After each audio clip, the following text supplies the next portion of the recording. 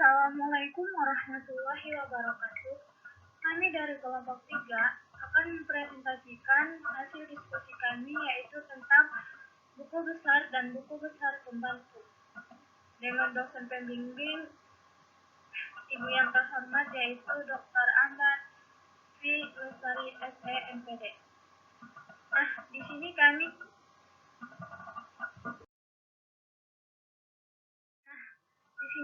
mengambil dari materi buku besar dan buku besar pembantu ini yaitu yang berasal dari referensinya yaitu udah tercantum di dalam PPT tersebut. Anggotakan 2 orang yaitu saya sendiri Sagita Idulisa dengan NIM 1212011051 dan teman saya yaitu Sawan Nurrohimah dengan NIM 121201100153. Pada materi buku besar dan buku besar pembantu ini terdapat poin-poin. Yang pertama ada pengertian. Di dalam pengertian kita harus mengetahui apa sih yang dimaksud dengan buku besar dan buku besar pembantu. Nah, di poin kedua ada menjelaskan tentang fungsi, yaitu fungsi dari buku besar dan buku besar pembantu, serta ada bentuk-bentuk dari buku besar dan buku besar pembantu, serta di poin keempat ini menjelaskan cara bagaimana memposting buku besar dan buku besar pembantu. Untuk selanjutnya, mari disimak materi buku besar dan buku besar pembantu. Nah, di sini sudah terlihat pada poin pertama yaitu pengertian. Pengertian dari buku besar dan pengertian dari buku besar pembantu. Di sini dibahas apa sih yang dimaksud dengan buku besar. Buku besar adalah kumpulan akun-akun atau perkiraan yang digunakan dalam pembukuan.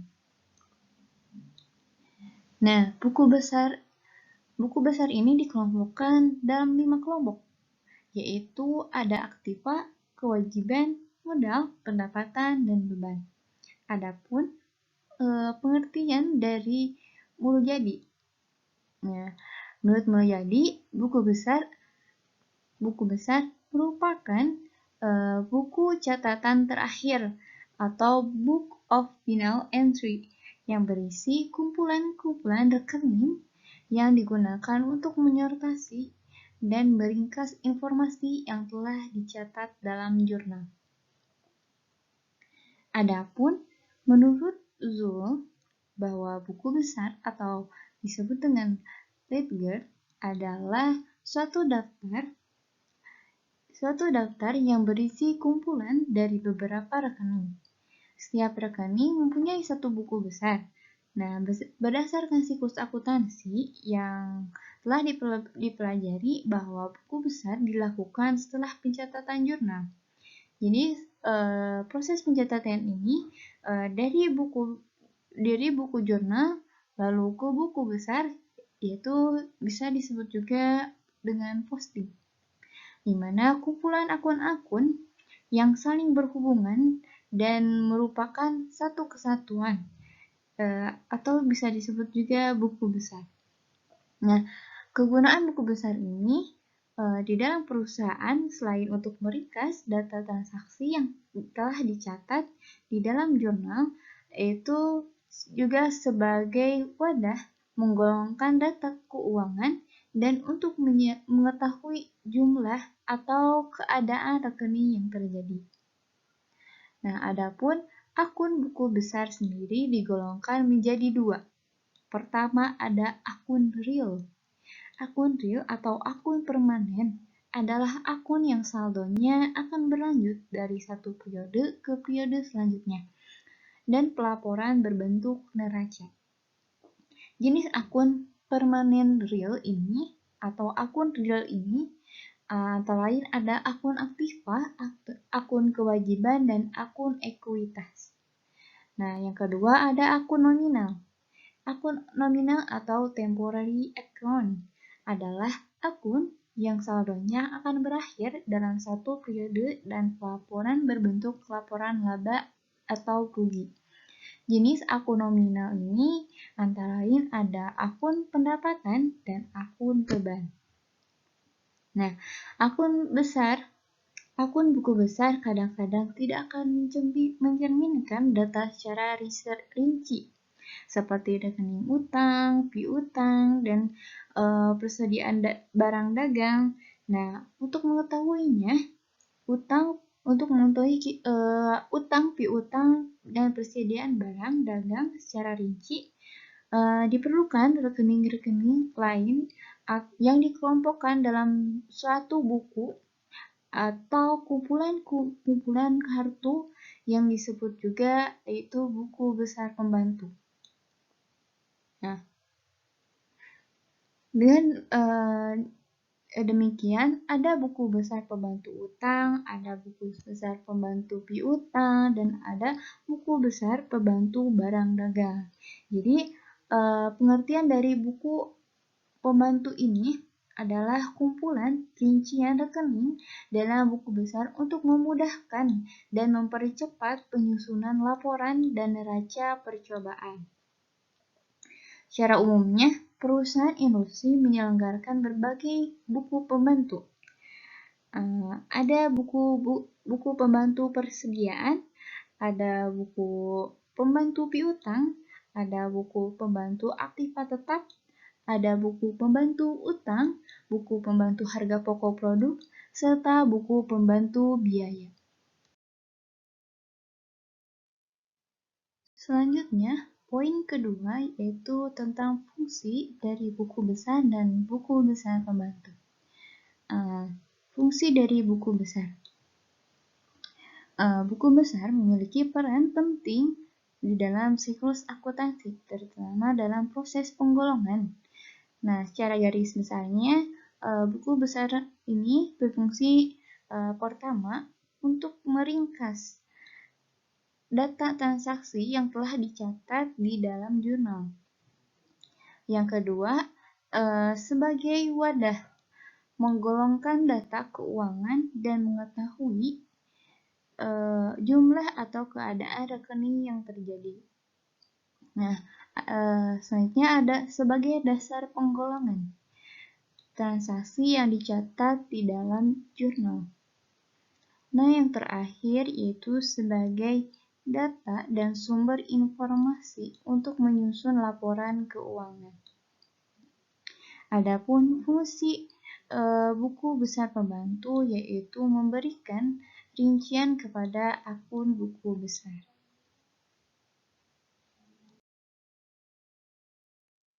Selanjutnya di poin ketiga yaitu tentang bentuk dari buku besar dan buku besar pembantu. Yang pertama yang akan kita bahas yaitu bentuk dari buku besar.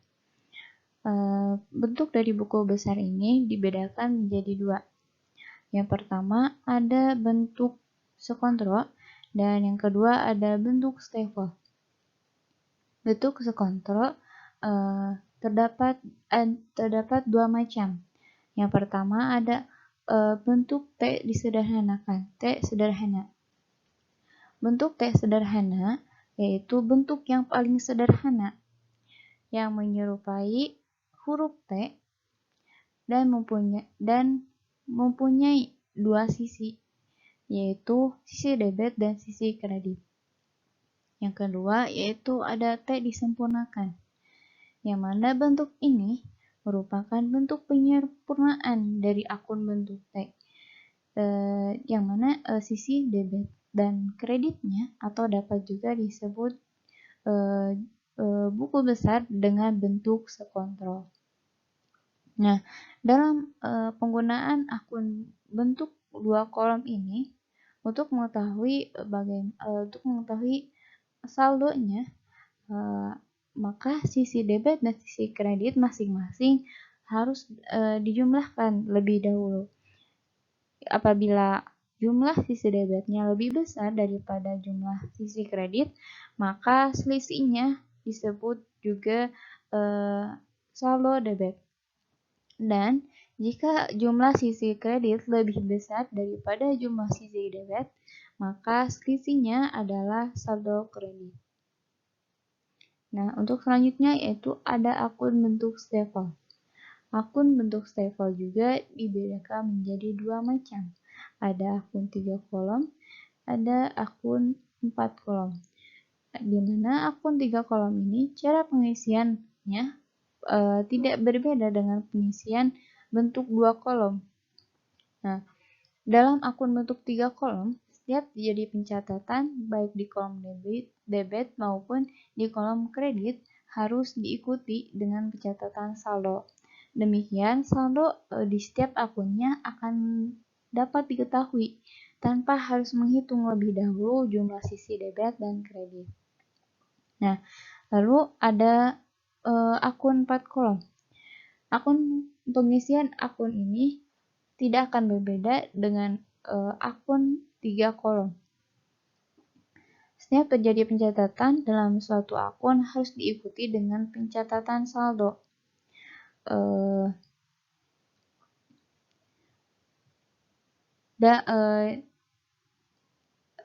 Perbedaan antara 3 kolom dan 4 kolom ini terdapat dalam penampilan saldo, yang mana penggunaan akun bentuk 4 kolom ini, suatu akun akan lebih jelas ditampilkan. Artinya, akan tampak apakah saldo debit atau saldo kredit. Walaupun di dalam akuntansi ini, sebenarnya saldo normal setiap akun sudah dapat dipastikan. Misalnya, akun-akun aktiva dalam keadaan normal tidak mungkin bersaldo kredit.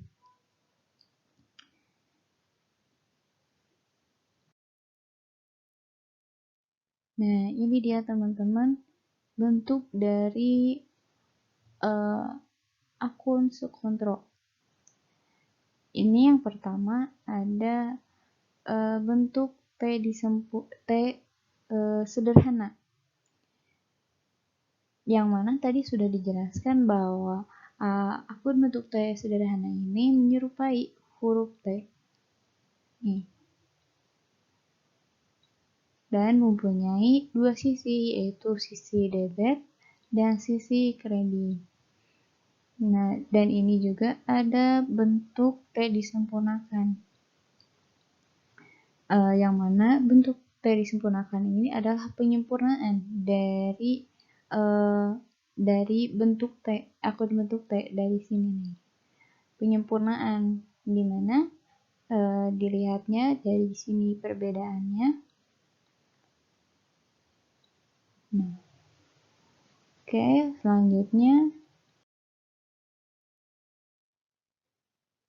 Nah, teman-teman bisa lihat di sini yang selanjutnya yaitu adalah akun bentuk staple. Yang pertama, di sini ada akun bentuk 3 kolom dan yang kedua ada akun bentuk 4 kolom. Nah, bagaimana cara membedakannya? Di sini sudah terlihat ada warna yang berbeda. Nah, di sini adalah pembedaannya dari akun bentuk 3 kolom dan akun bentuk 4 kolom. Nih, di mana akun bentuk 3 kolom hanya terdiri dari debit, kredit, dan saldo. Sedangkan dari akun bentuk 4 kolom ini ada debit, ada kredit, ada saldo debit, ada saldo kredit. Nah, seperti itu dalam membedakannya. Nah, untuk selanjutnya pembahasan tentang bentuk dari buku besar pembantu. Nah, bentuk buku besar pembantu ini masih sama dengan bentuk buku besar. Bisa dapat berbentuk subkontrol ataupun staple. Catatan ke dalam buku besar pembantu dapat secara langsung dari transaksi, tetapi dapat juga didasarkan dari jurnal khusus. Nah, bentuk dari buku besar pembantu dibagi menjadi dua. Ada buku besar pembantu piutang, yang mana buku besar pembantu piutang ini berfungsi untuk mencatat perincian piutang perusahaan kepada masing-masing langganannya atau debitur. Nah, adapun buku besar pembantu utang, di mana buku ini berfungsi untuk mencatat perincian utang perusahaan kepada masing-masing kreditur. Nah, bisa dilihat contoh dari tabel di bawah ini.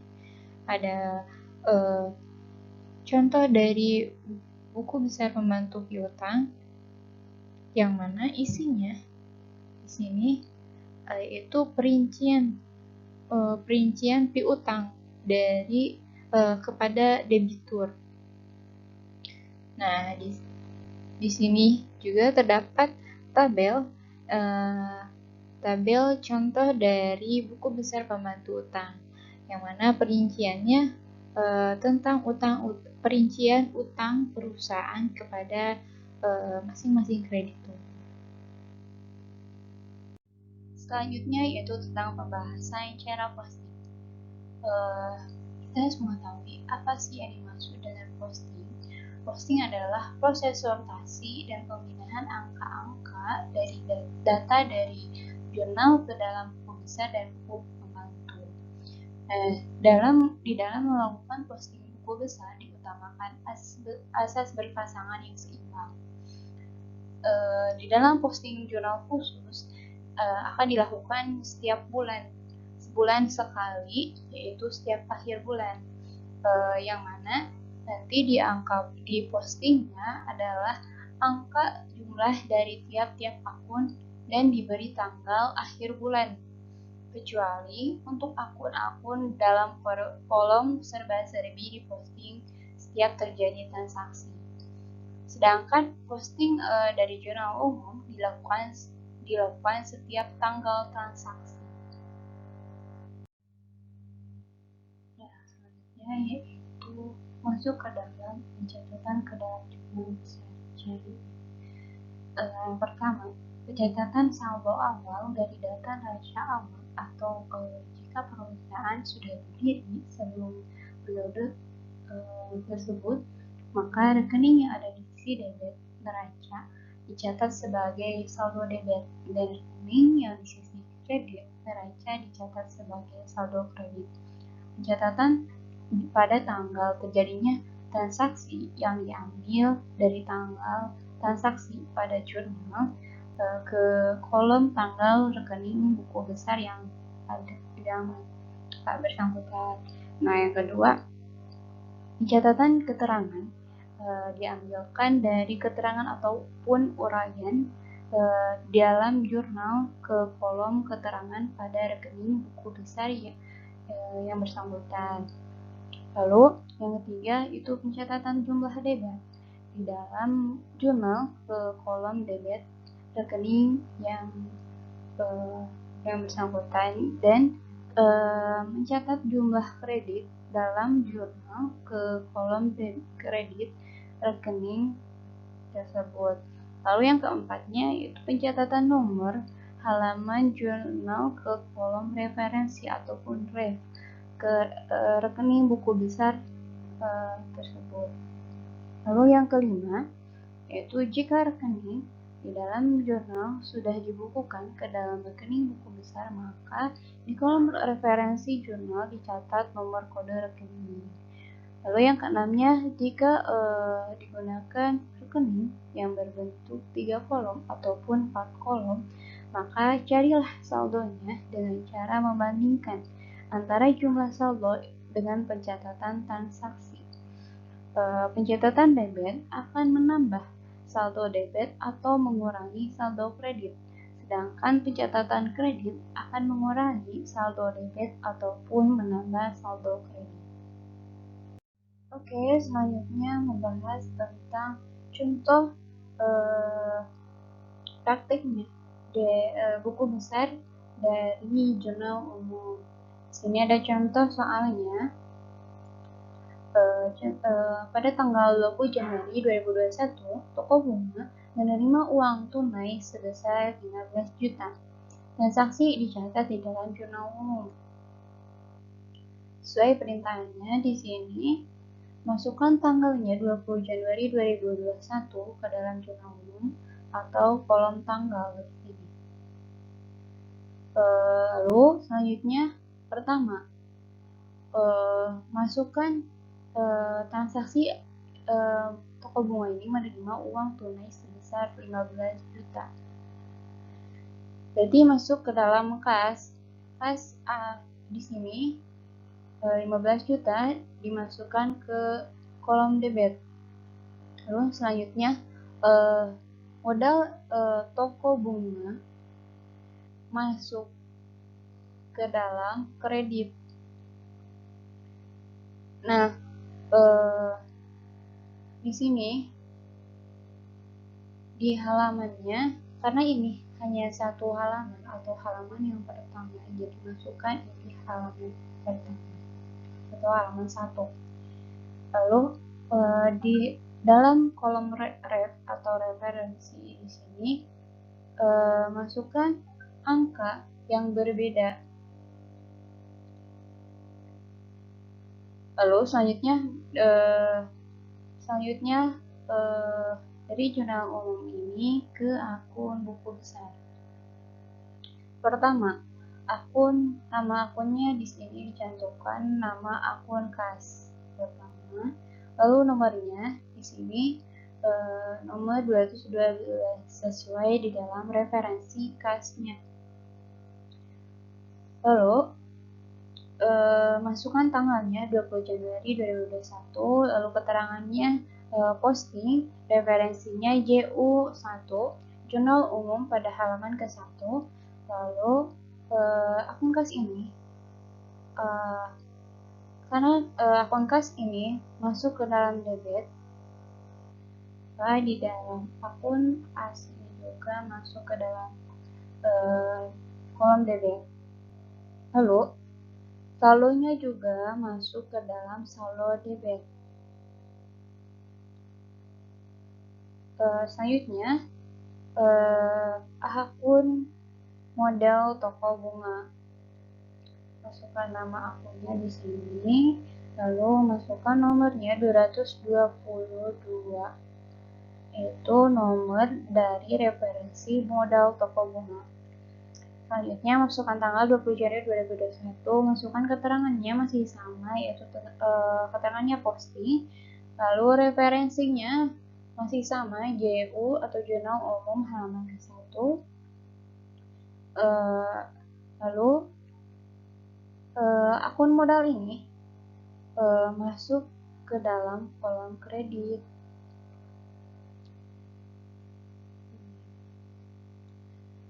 Lalu di dalam saldonya juga masuk ke dalam kredit. Oke, mungkin cukup sekian.